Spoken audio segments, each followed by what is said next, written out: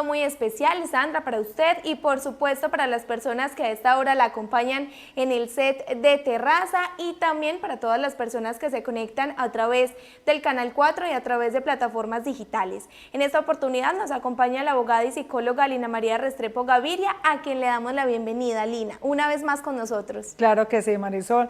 Muy buenas tardes para todos los televidentes. Lina, vamos a hablar en esta oportunidad porque venimos en una línea temática de los derechos fundamentales. En esta oportunidad vamos a abordar el derecho a la igualdad, importantísimo. Lina, vamos entonces a leer un artículo, vamos a irlo como desglosando y usted nos va a ir explicando entonces el contexto. Vamos a iniciar con el artículo 13 de la Constitución Política de Colombia, que dice: todas las personas nacen libres e iguales ante la ley, recibirán la misma protección y trato de las autoridades y gozarán de los mismos derechos, libertades y oportunidades sin ninguna discriminación por razones de sexo, raza, origen nacional o familiar, lengua, religión, opinión política o filosófica. Lina, iniciamos entonces con la explicación de ese primer párrafo. Claro, Marisol, derecho a la igualdad. Creo que en la introducción que hizo el doctor Sebastián se dejó claro que todos los derechos fundamentales, ninguno de los derechos fundamentales es absoluto, todos son relativos excepto el derecho a la vida, artículo 11. ¿Qué nos dice el derecho a la igualdad específicamente en este primer párrafo? Todas las personas somos libres e iguales ante la ley, porque cuando los seres humanos nacemos, indudablemente nacemos con unos derechos intrínsecos y naturales que nadie tiene por qué arrebatarnos.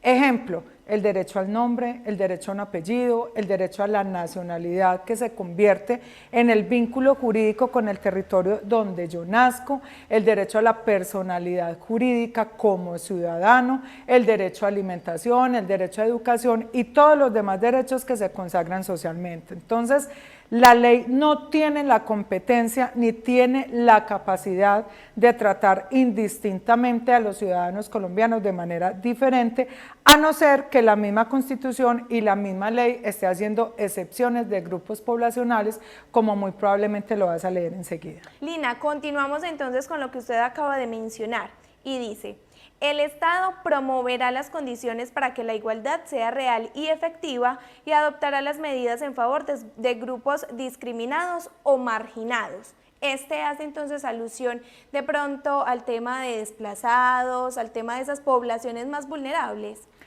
Sí, hacemos referencia a poblaciones vulnerables, a poblaciones que necesitan de un especial contexto dentro de la sociedad. Bueno, voy a tratar de hacerme explicar de una manera muy sencilla y muy básica.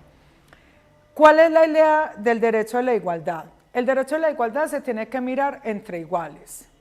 Yo no puedo mirar ni enfocar jurídicamente el derecho a la igualdad dentro de desigualdades. Es decir, si yo voy a adoptar una política pública que va enfocada frente a un grupo poblacional discriminado o marginado, que me gustaría hacer la diferencia entre los dos términos, yo tengo que tener claro que no por eso estoy vulnerando derecho a la igualdad o derechos fundamentales de unas personas o de otro grupo poblacional que sí tenga mayor acceso. Me explico. La Corte Constitucional en algún momento, hace aproximadamente 12, 13 años, concluyó en una sentencia de tutela, Corte Constitucional, vuelvo y reitero, el derecho que tienen las mujeres habitantes de calle a que el Estado le promueva o le provee las toallas higiénicas en su ciclo menstrual.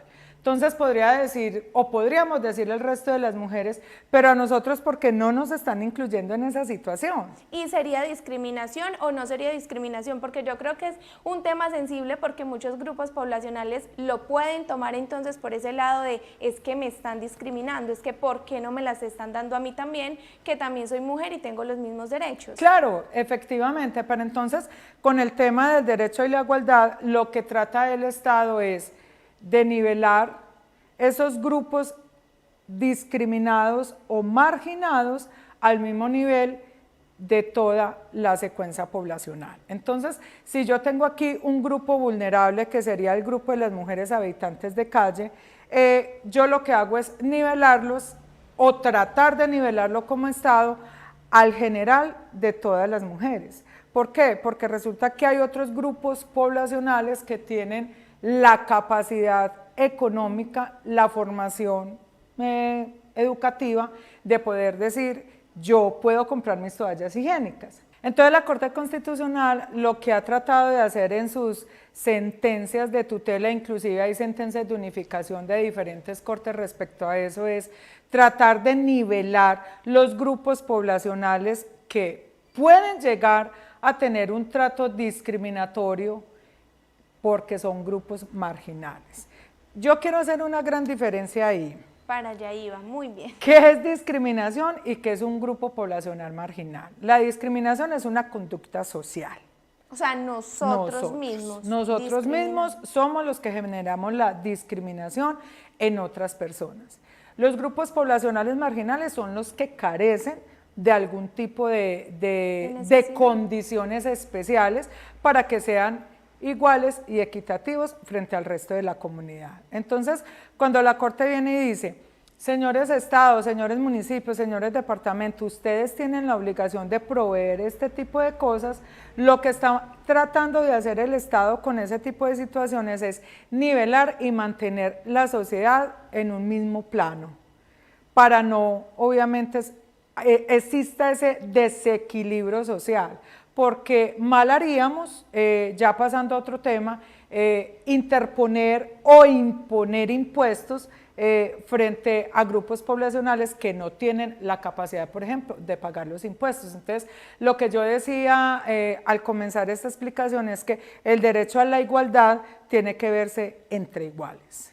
Lina, y además es obligación, es un deber del gobierno, por decirlo así, seleccionar como estos grupos poblacionales y garantizar ese derecho a la igualdad.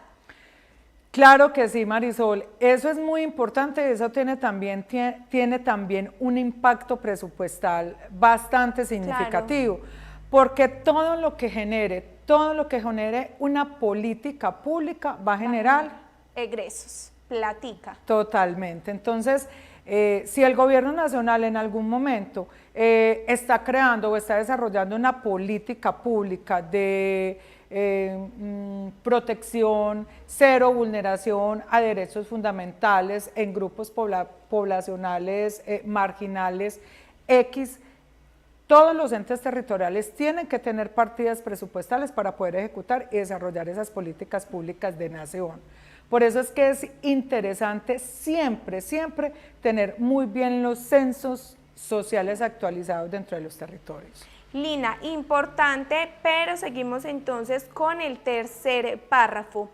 El Estado protegerá especialmente a aquellas personas que por su condición económica, física o mental se encuentran en circunstancias de debilidad manifiesta y sancionará los abusos o maltratos que contra ellas se cometan, que era un poco entonces lo que mencionábamos ahorita, de esas personas o grupos poblacionales vulnerables.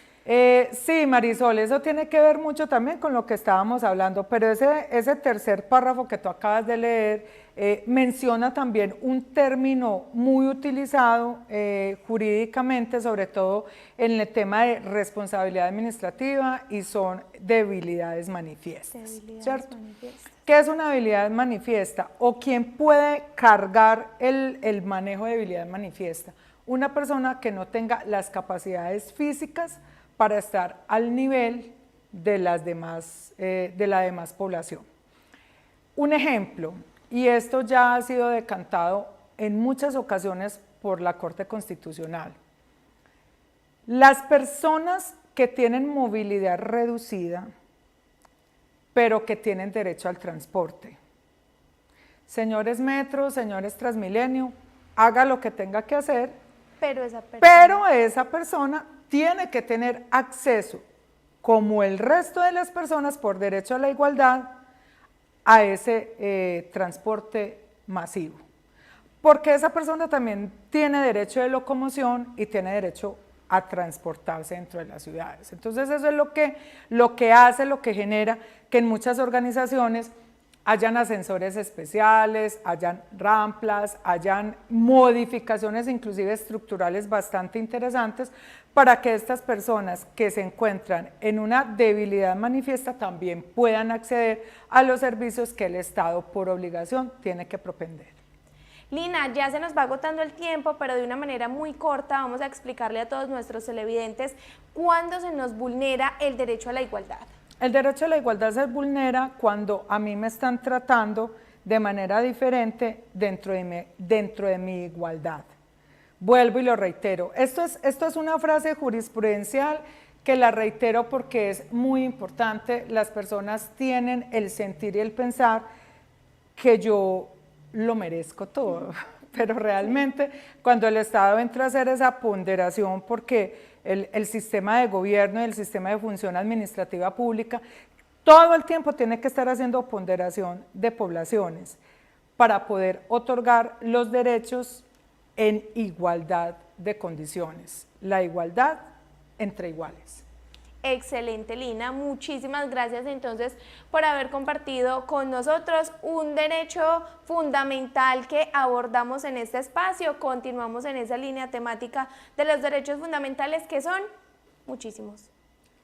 Artículo 11, artículo 41 Listo. de la Constitución Muy Política. bien, Lina, muchas gracias entonces por haber compartido con nosotros en Derecho en la Terraza. Siempre es un placer, feliz noche para todos. Bueno, Sandra, continúe usted con más de La Terraza.